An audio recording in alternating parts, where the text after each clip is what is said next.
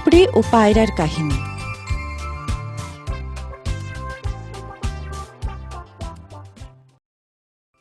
উফ, বাবারে বাবা, যত বেলা বাড়ছে তত যেন সূর্যের তাপও বাড়ছে। কি গরম রে ছাই, আর পারি না বাবা। এদিকে একটু জল যে খাবো তারও ছাতা কোনো হদিস নেই। তেষ্টায় গলা শুকিয়ে গেল রে বাবা। আর হবে এবার কি করে? মানুষরা যেভাবে গাছপালা কাটছে, আরে আরে কান পেতে শুনি তো। হ্যাঁ, আরে এই যে জলের আওয়াজ, কি সৌভাগ্য, কি সৌভাগ্য।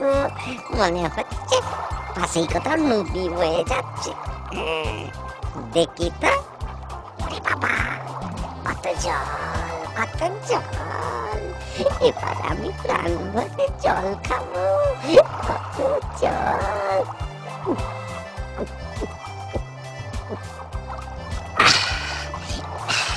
সত্যি সত্যি জলে জীবন, জলে জীবন।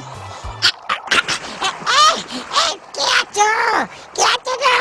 বাঁচাও, বাঁচাও, বাঁচাও। এদিকে বনে একটা পায়রা থাকতো। সে ছিল খুব দয়ালু আর পরোপকারী। পিঁপড়ের সাহায্য চাওয়ার আওয়াজ তার কানে পৌঁছল। আরে, কার যেন চিৎকার শুনতে পাচ্ছে। কে আছো? কেউ আবার বিপদে পড়লো না তো দেখি। কে আছো? বাঁচাও, বাঁচাও, আমি যে ডুবে যাচ্ছি, বাঁচাও। আরে আরে ওই তো একটা ছোট্ট পিঁপড়ে। ওকে ওকে বাঁচাতেই হবে। কিন্তু কি করি কি করি? আমার মাথায় একটা বুদ্ধি এসেছে। পরোপকারী ও বুদ্ধিমান পায়রা তার ঠোঁট দিয়ে গাছের একটি পাতা ছিঁড়ে পিঁপড়ের সামনে ফেলে দিল। বন্ধু, বন্ধু, নাও এই পাতাটার উপর সাঁতরে উঠবার চেষ্টা করো। আর পিঁপড়ে যেই না ওই পাতার উপর সাঁতরে উঠল, অমনি পায়রাটি তার ঠোঁট দিয়ে পাতাটিকে তুলে ডাঙায় এনে পিঁপড়েটির প্রাণ বাঁচালো। ধন্যবাদ বন্ধু, ধন্যবাদ। আমি আমি তোমার কাছে চিরকৃতজ্ঞ থাকবো। ঠিক আছে, ঠিক আছে, ঠিক আছে। বেশ কিছুদিন কেটে গেল।